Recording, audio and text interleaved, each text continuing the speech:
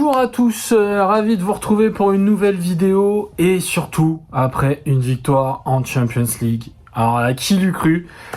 Surtout pas nous, hein. Après une minute de jeu, quand on s'est retrouvé mené 1-0, on s'imaginait encore se prendre des vagues de critiques de la part des Lyonnais, des Stéphanois, des Parisiens, tout ça. Mais bon, finalement 4-1 score final.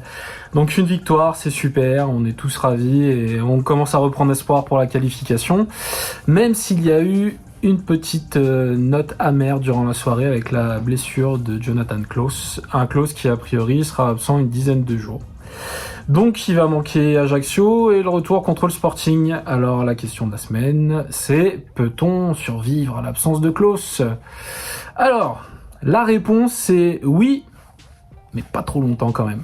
Déjà pour commencer, je tiens à dire que j'en veux beaucoup à Didier Deschamps, qui est pourtant l'idole absolue, pour avoir soulevé le 26 mai 93. J'adore Deschamps, mais alors avoir fait jouer 2 fois Jonathan Klaus pendant la trêve internationale, enfin une fois et demie, vu qu'il n'a pas débuté le match au Danemark, mais qu'il est rentré à la mi-temps, c'est vraiment mauvais, parce que l'ancien Lensois lui-même l'a dit qu'il découvrait le très haut niveau avec les matchs tous les 3 jours. On sentait avant la trêve internationale qu'il en avait plein les pattes et voilà, il se mange 2 matchs de haut niveau et puis il enchaîne directement à son retour et voilà, forcément ça finit par craquer.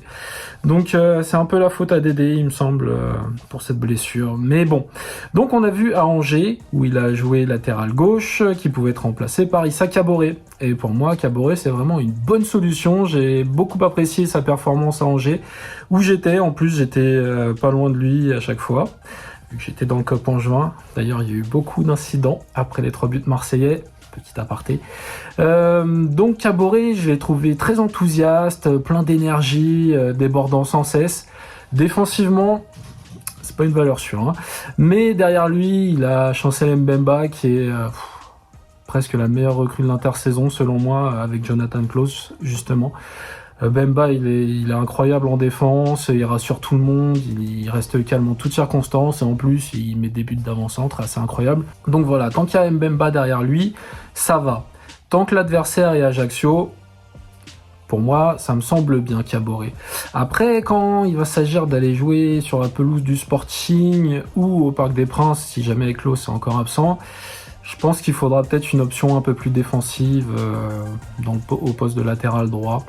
J'imaginais un Samuel Gigot par exemple qui pourrait faire l'affaire. On a vu Angers qui savait faire des petits dribbles dans la surface, c'est ce qui aboutit au but de Gerson après. Mais ça serait une caution défensive assez intéressante, je pense, pour les 2 déplacements très compliqués qui nous attendent.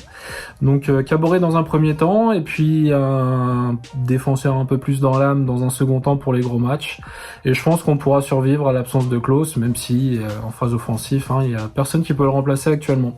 En tout cas, j'espère que quoi qu'il arrive, on enchaînera les victoires comme en ce moment, parce que franchement, la vie est belle quand on gagne en milieu de semaine et qu'on se fait pas vanner par la terre entière.